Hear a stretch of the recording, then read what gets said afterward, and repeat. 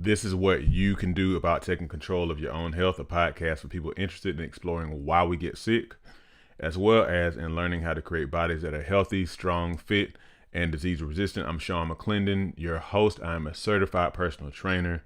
I'm an author and a health and fitness enthusiast, as I like to call myself. Thank you for joining me. In this episode today, I want to talk about why being consistent with a workout routine is way more important than what you do. But before we get into that, my featured book for this episode is my book titled "What You Can Do About Belly Fat." So let me pull this up here. So almost everybody at some point has wondered how to get rid of belly fat, but most people, no matter what they do, can seem to get rid of it. So if that's you, check out my book, What You Can Do About Belly Fat. In it, you'll learn why fat accumulates around the midsection. You'll learn the importance of paying attention to visceral fat.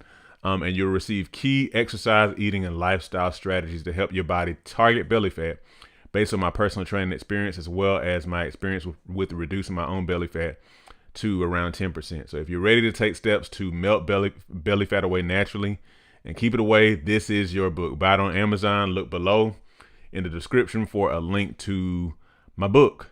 All right, so we have that out of the way. So let's talk about this. So let's see. So yeah, being consistent with a workout is way more important than what you do. And the little title I have on my thumbnail is "Do the Same Workout for 2 months." So, depending on who you are, depending on your exercise experience, depending on your exposure to like the literature around working out and whatnot, you may balk at what I said about doing the same workout for 2 months.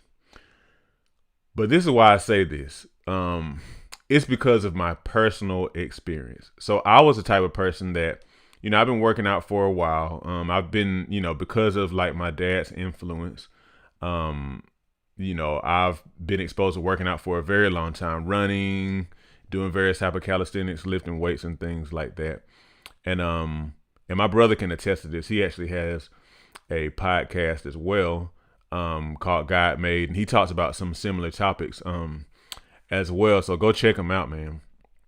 But he can attest to this because he and I used to work out together when we were like high school, college, and whatnot. My dad had bought a weight bench, and literally I was writing up my own workout routines back then, and I would change up the workout like weekly mainly because back in that time me and my brother, twin brother, was still living with our parents.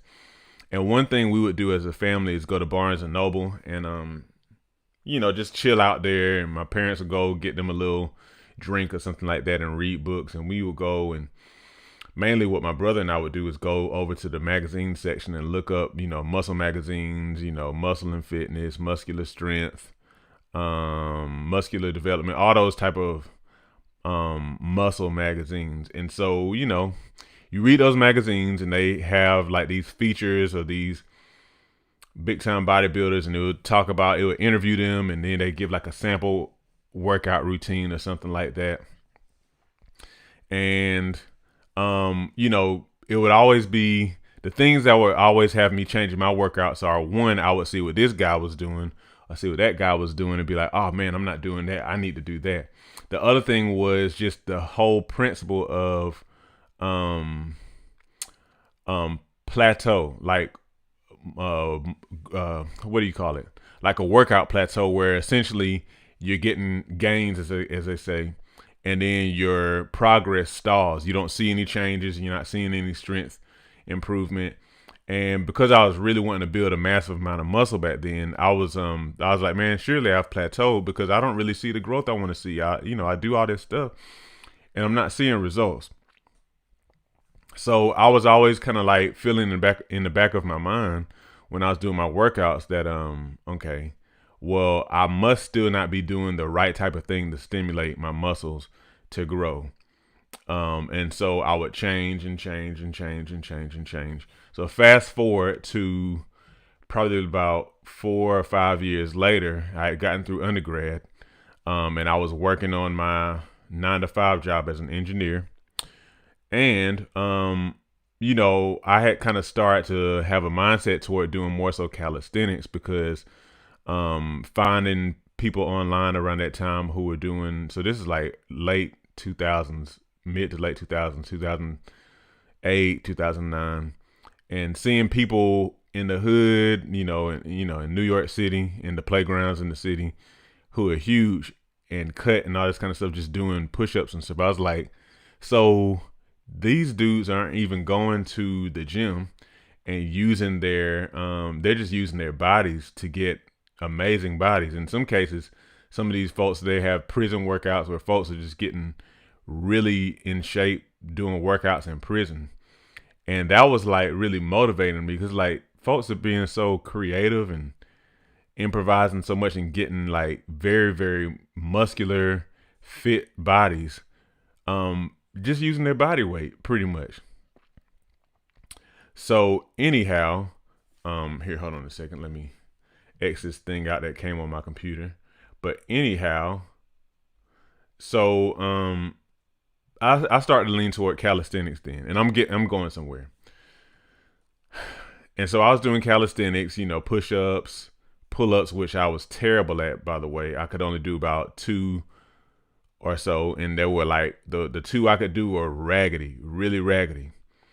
But at some point in there, I kind of got tired of just switching back and forth and back and forth and back and forth. And so in that day, I was like, you know what?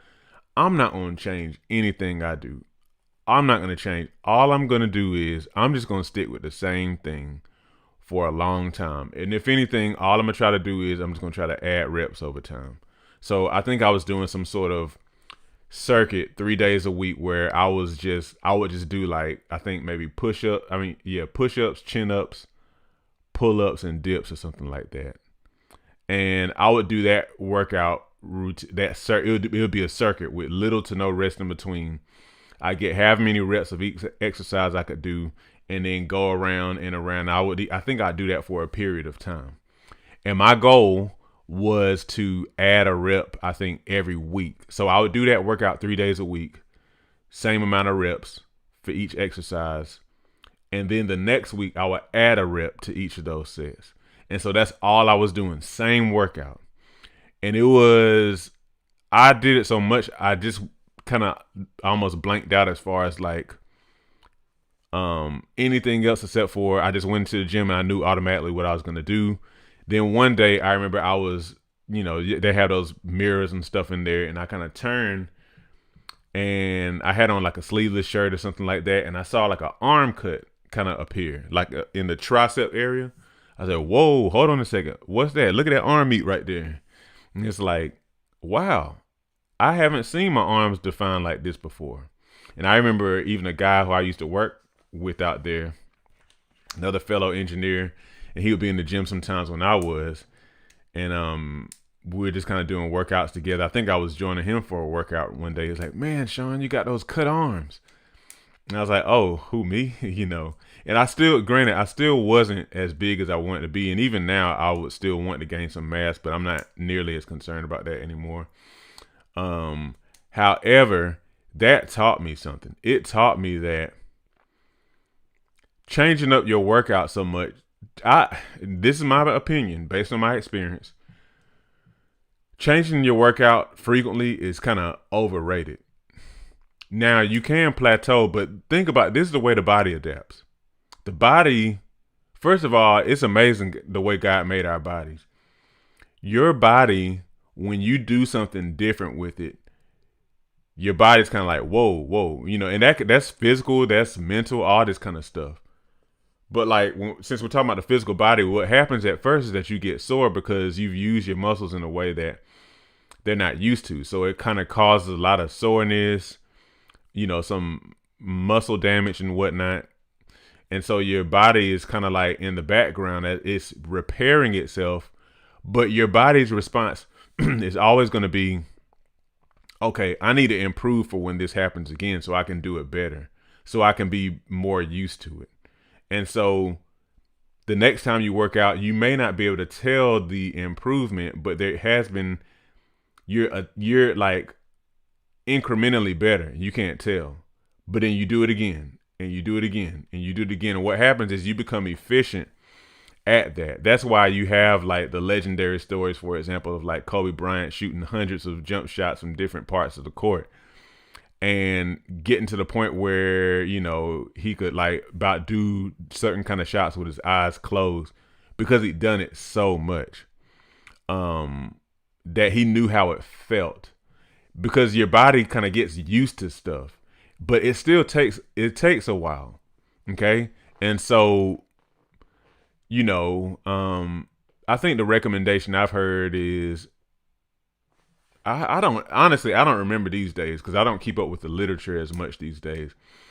But I'm pretty sure that people would recommend that you change up your workout routine at least once a month. And I think that's okay. But I would say go 2 months. And the reason why is because what's more important than changing up your workout and trying to bust plateaus is being consistent. Because sometimes with all the information that's out there about working out and how to really grow muscle and how to really burn fat and all these different type of things, sometimes we think we've plateaued and we haven't. We haven't done it long enough. And so give it a couple of months. And I know everybody won't agree with me on this, and that's fine. But I say, based on my experience, give it 2 months of you doing the same thing over and over again. Now, granted, what you're going to do is you're not going to be busting through reps. You're not just going to be trying to get through it. You're going to be trying to do good, clean, solid reps. Okay. And so you're going to do it that way. Every time you're going to be striving for perfection. Now, you may try to add a rep, you know, every week or even between, you know, with every exercise, every time you do that particular workout, but don't change it. Just focus on like excellence, doing the workout thoroughly, completely, adding a repetition to each exercise from time to time, and let consistency be your goal. Then after 2 months, see what your results are and see if you need to change up. Because if you develop consistency with something, consistency really is the key ingredient to getting results from a workout routine. Okay. So like if you were a basketball player and you were trying to develop your handles, and you were trying to develop your jump shot and all these type of things, and you just kind of constantly switching between skills and never doing something more than like, you know, any more than about like once every couple of weeks or whatever, never really honing in on a skill, then there's no reason to believe that you're actually going to like develop proficiency in that skill, or you're going to develop the kind of adaptation and muscle memory to kind of like do certain type of movements very well. Okay. So that's all I want to stop through and say this time. Be consistent. Don't worry about plateaus unless you've done a workout, in my opinion, for about 2 months. Then see if you don't see results. Now I'm talking about being consistent now. I'm not talking about like falling off, you know, okay, well, I fell off for a couple of weeks and let me come back. That's not consistent. I'm talking about you just kind of getting in there. And along those lines, what might be a good idea for you to do is whatever you're consistent in, it doesn't have to be a whole lot of anything. You know, a lot of times we want results so bad, we think we got to do like some sort of gargantuan workout routine. It can be like something with your diet. You think you got to like clean everything up. Now, the thing is, you don't. You need to develop a spirit of consistency in you. If you just walk 5 minutes a day, which is often what I recommend people, every single day you walk 5 minutes. Do that for 2 months. You develop consistency. Now you have the key ingredient that's going to help you get results from anything.